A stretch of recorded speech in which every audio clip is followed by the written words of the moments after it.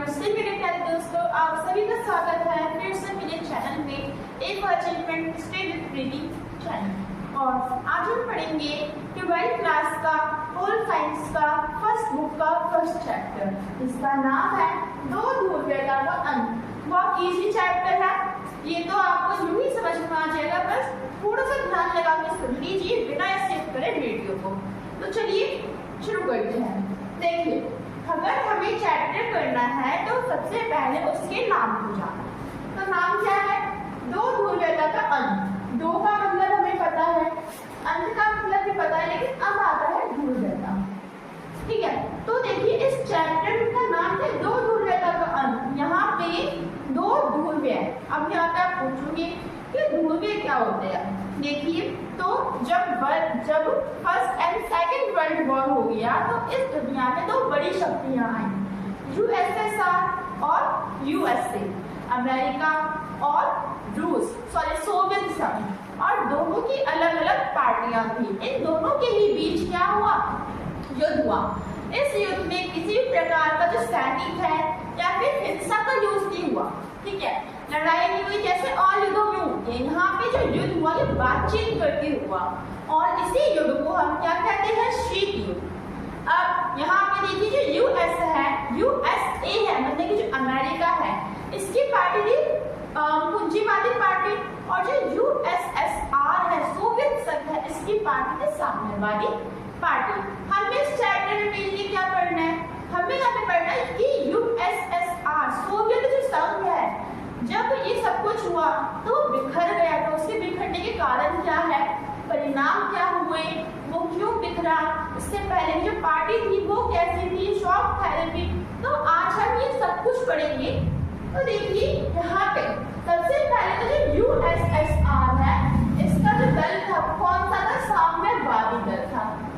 ठीक है, सोवियत संघ में रूस के साथ 14 और देश थे।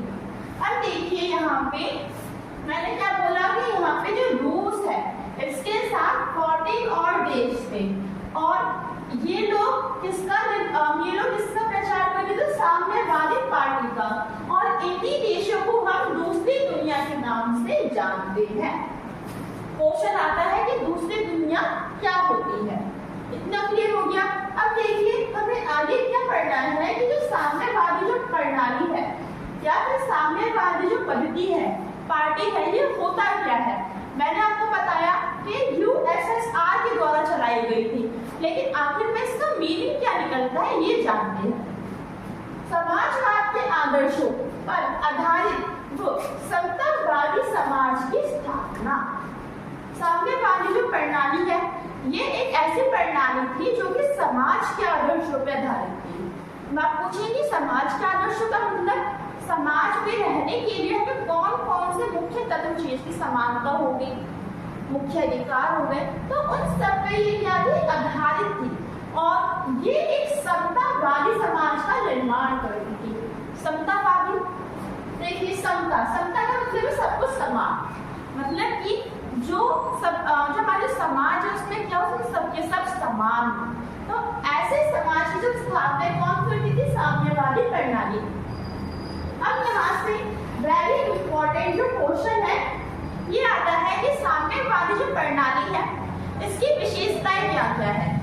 तो जो नोट्स है मैं इसको अपनी कॉपी में नोट्स कर लीजिए, क्योंकि बहुत इंपॉर्टेंट है टॉपिक चैप्टर के साथ। तो देखिए पहले इसमें क्या आता है कि समाजवाद पे आधारित वो पूंजीवादी का प्रयोग।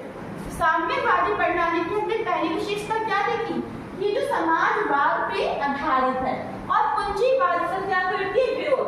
पूंजीवादी किसकी पार्टी थी? यूएसए की। इसमें कंफ्यूज नहीं होना आपको। उसके बाद सेकंड पॉइंट क्या है कि कम्युनिस्ट पार्टी का शासन। आपको ये बता दूं कि सोवियत संघ यहाँ पे एक ही मेन पार्टी थी, जिसको हम कहते हैं कम्युनिस्ट पार्टी। अगला नियोजित अर्थव्यवस्था थी वहां पे, और बेरोजगारी बिल्कुल भी नहीं थी। वहां पे बेरोजगारी नहीं थी। और यहाँ पे कुछ और इम्पोर्टेंट पॉइंट्स आते हैं, जैसे कि अर्थव्यवस्था का मजबूत होना, औद्योगिकरण ज्यादा होना। अब हम चलते हैं अपने नेक्स्ट टॉपिक पर।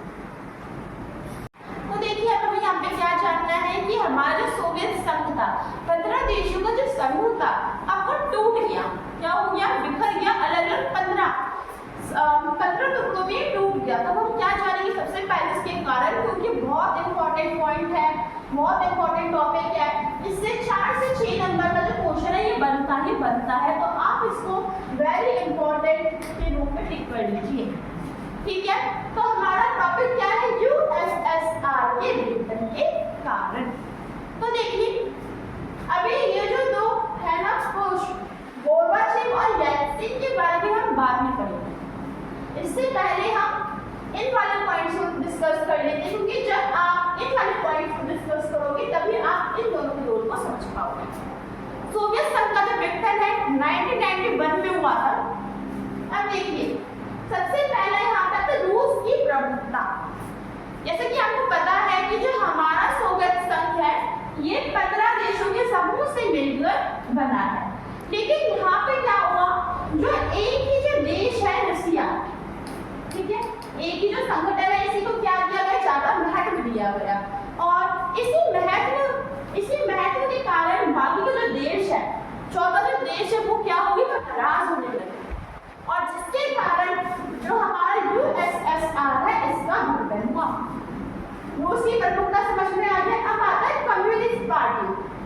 जैसे कि मैंने आपको पहले ही बताया था कि हमारा जो सोवियत संघ है यहाँ पे बस एक ही पार्टी, जैसे अगर आप भारत में देखोगे तो यहाँ पे बहुजन पार्टी आपको मिलेगी, आम जनता पार्टी, ठीक है, भाजपा, तो लेकिन यहाँ पे क्या थी, बस एक ही पार्टी जिसका नाम था कम्युनिस्ट पार्टी।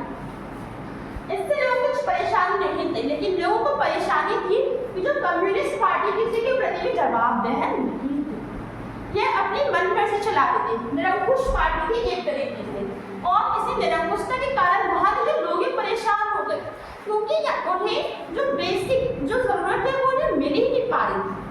तो इसी कारण क्या हुआ, वहाँ के लोगों ने क्या कर दिया, आंदोलन कर दिया, और जो यूएसएसआर का जो विघटन है वो हो गया। अगला राष्ट्रवाद की भावना, बहुत ही जो इजी टॉपिक है, इजी पॉइंट है। अगर देश के लोगों में राष्ट्रवाद की भावना जगेगी तो क्या होगा, देश टूटेगा, नया देश बनेगा। ठीक है, इसी तरीके से जो रूस है हमारा, यहाँ पे भी क्या हुआ, वहाँ के जो लोग हैं उनके अंदर राष्ट्रवाद की भावना जगी। उन्होंने देखा कि यहाँ पे बस जो रूस है उसको प्रमुखता मिल रही है, बाकी के जो 14 देश है हमारे जो देशों को प्रमुखता नहीं मिल रही है, हमें बेसिक जो जरूरतें हैं वो नहीं मिल पा रही है, तो इसलिए क्या करा, लोगों ने यहाँ पे संघर्ष करा।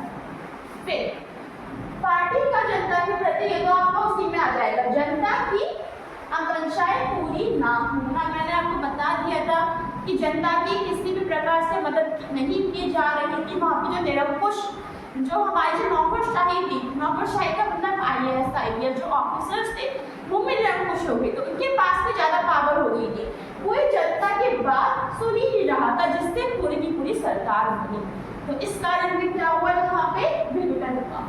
अब देखिए, अब यहाँ पे एक जो मेन पॉइंट है कि जो हमारा सोवियत संघ, इसके मेन 3 देश कौन कौन से, रूस, बेलारूस, यूक्रेन, रूस, बेलारूस, यूक्रेन, तीनों ने हस्ताक्षर कर दिए किसमें, सोवियत संघ के विघटन पे। ठीक है, तो ये भी मेन कारण है।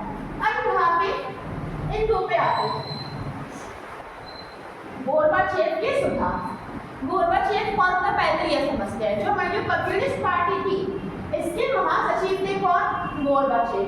अब जब गोर्बाचेव ने देखा कि हमारे सोवियत संघ में इस तरीके से लोग संघर्ष कर रहे, तो उन्होंने उनकी जो मांग है उसको पूरा करने के लिए उन्होंने सोचा, और उन्होंने क्या करा, इस कारण उन्होंने लोगों से छूट दी।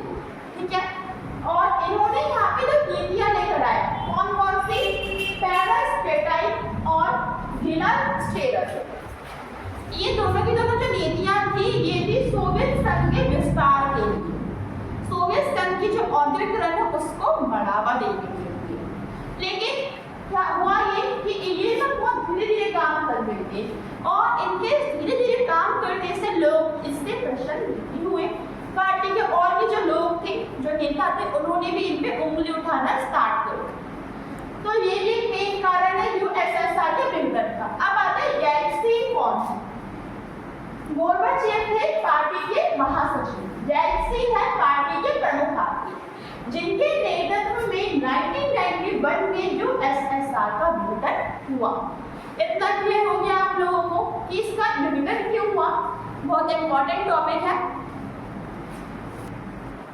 अब हमें यहाँ पे क्या जानना है कि जब यूएसएसआर का जो विघटन हुआ इसके परिणाम देखिए कि अगर कुछ भी होता है तो उसका रिजल्ट जरूर आता है।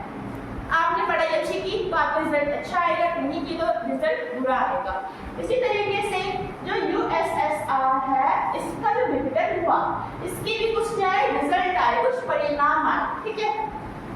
शीत युद्ध की समाप्ति, पहला पॉइंट, शीत युद्ध किस किसके बीच में था, कौन सी पार्टीज के बीच में था, यूएसए और यूएसएसआर। अब जब देश ही नहीं बचा तो जो युद्ध है वो किसके बीच में होगा, है ना।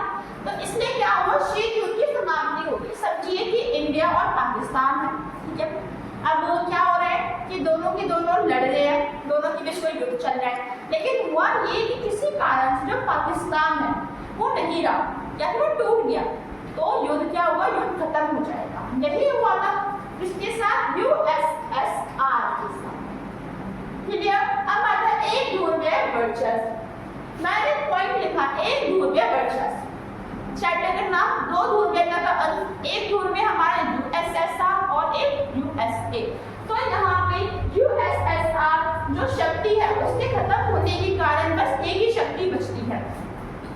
तो ये जो यूएसए है अब क्या हुआ, इसका जो वर्चस्व है वो ज्यादा हो गया, ठीक है। अब आता है हथियारों की होड़।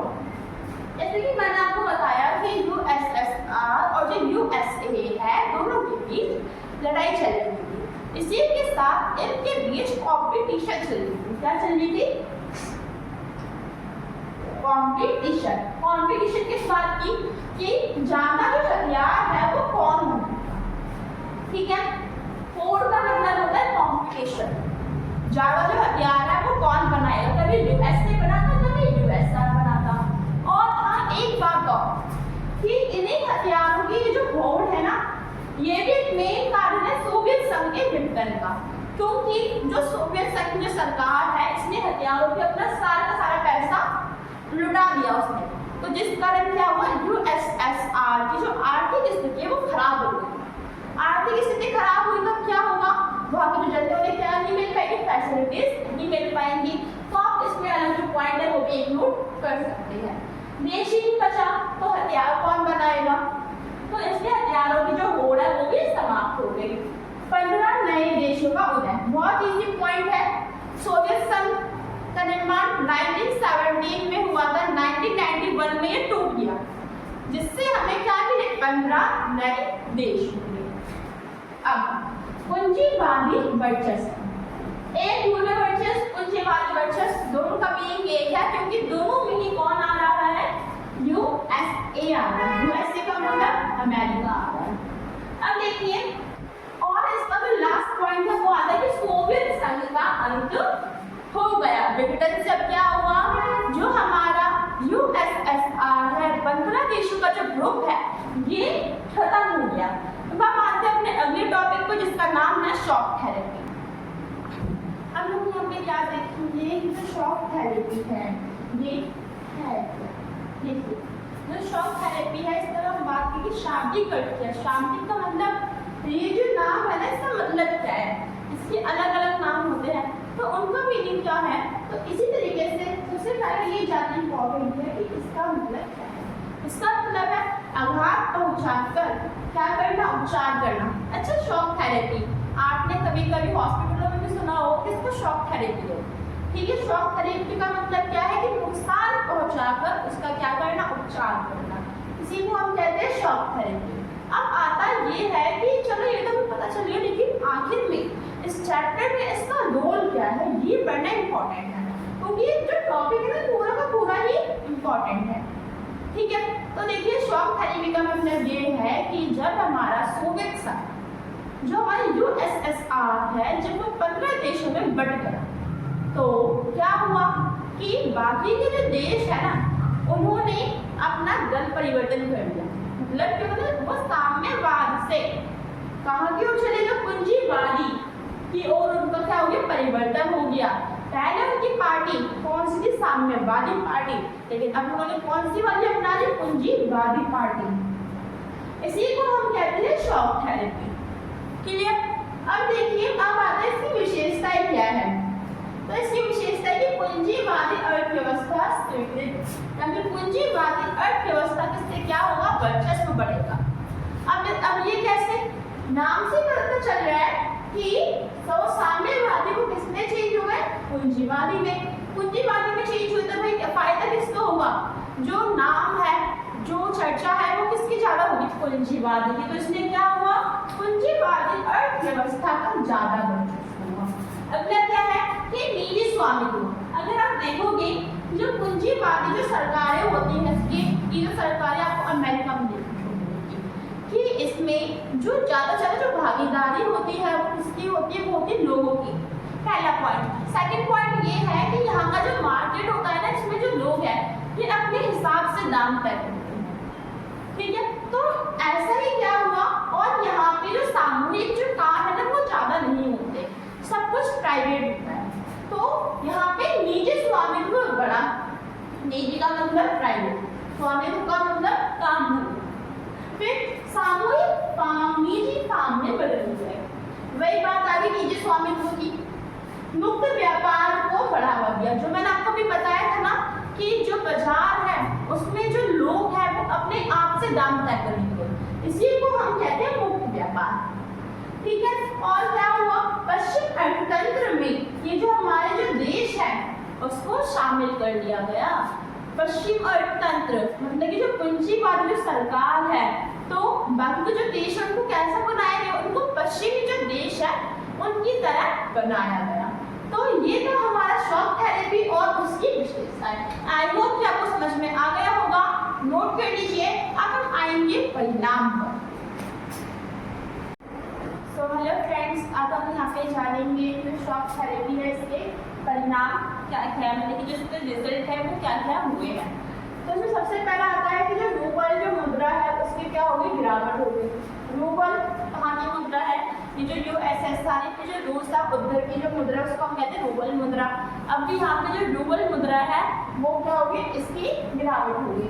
गराज सेल बहुत इंपॉर्टेंट टॉपिक है, क्योंकि जो गराज सेल इसका मतलब ये है कि जब यहाँ पे शॉक थेरेपी आई तो जो रूस है उसका जो औद्योगिकरण है वो थोड़ा सा क्या गया? चरमरा गया, लेकिन उसका हेल्थ आ गया, कमजोर सा पड़ गया। इसी कारण उसे अपनी जो कंपनियां है ना उसे बहुत कम दामों में क्या करा? बेचना पड़ा। ठीक है? उसने अपनी कंपनियों को क्या करा? औने पौने दामों पर बेचा। आपके एनसीईआरटी में यही बताया गया है। तो इसी को हम कहते हैं गराज सेल। अब क्या हुआ? यहाँ पे माफिया वर्ग का उभार हुआ कि जो माफिया जो वर्ग है वो उत्पन्न हुआ। ठीक है? तो माफिया वर्ग, अभी जो माफिया वर्ग आए इन्होंने क्या करा? इन्होंने और जो देश है, जो हमारे जो देश टूट गए हैं उनकी आर्थिक मतलब कि पैसे से रिलेटेड जो गतिविधियां हैं उस पर नियंत्रण करा। क्या हुआ? खाद्यान्न संकट आए, क्योंकि अब यहाँ पे सामूहिक खेती बंद हो गई, निजी खेती लाई गई, और इसी कारण यहाँ पे खाद्यान्न संकट आया। और यही एक मेन कारण है इसका सकल घरेलू उत्पाद। पहले शुरुआत में जो हमारी सोवियत प्रणाली इसका सकल घरेलू उत्पाद बहुत बढ़िया था, बहुत अच्छा था, लेकिन जब क्या हुआ? यहाँ पे सामूहिक खेती की जगह कैसी खेती हुई? निजी खेती हुई, तो जो इसका सकल घरेलू उत्पाद है वो भी इसका गिर गया। अगला औद्योगिक ढांचा गिर गया। इसमें आप गराज सेल का भी एग्जाम्पल दे सकते हैं। अब इसका मतलब ये है कि जो हमारा जो रूस है और जो देश है उनका जो औद्योगिकरण है वो बहुत कमजोर पड़ गया। ठीक है? अब हमारा क्या आता है कि अन्य देशों का प्रभुत्व। अब क्या हुआ? मुट्ठी ताकतवर, लेकिन जब ये खुल गई मुट्ठी तो जो उंगलियां वो क्या हो जाएगी? वो कमजोर हो जाएगी, है ना? तो यही जो बात है इसमें आई हमारे सोवियत संघ पे। 15 थे तब ताकतवर थे, अलग अलग हुए तो जो कमजोर बन गए। और आपको पता है कि यहाँ पे जो हमारे सोवियत संघ यहाँ पे बहुत छोटे छोटे देश भी शामिल थे, और इन्हीं देशों में जो तेल है, जो प्राकृतिक संसाधन है वो ज्यादा पाया गया। ये इसका मेन पॉइंट है। जो देश है उनका विभाजन हुआ और उनके प्राकृतिक संसाधन ज़्यादा पाए गए और इसी कारण भारत के जो बड़े बड़े देश हैं उन्होंने क्या कोशिश की कि वो इन देशों पर अपना प्रभुत्व जमा सके, इनको अपना गुलाम बना सके। आई होप कि आपको समझ में आ गया होगा। अब हम मिलेंगे नेक्स्ट पार्ट में। 12th क्लास है, जो वीडियोस है वो भी बड़ी बड़ी बनेंगी क्योंकि स्टैंडर्ड क्लास है, सीनियर क्लास है स्कूल की। अब और अगर ज़्यादा लंबी वीडियो बना दी तो आपको भी कुछ ज़्यादा समझ में नहीं आएगा, इसलिए हम मिलेंगे इसके नेक्स्ट पार्ट में। Bye bye.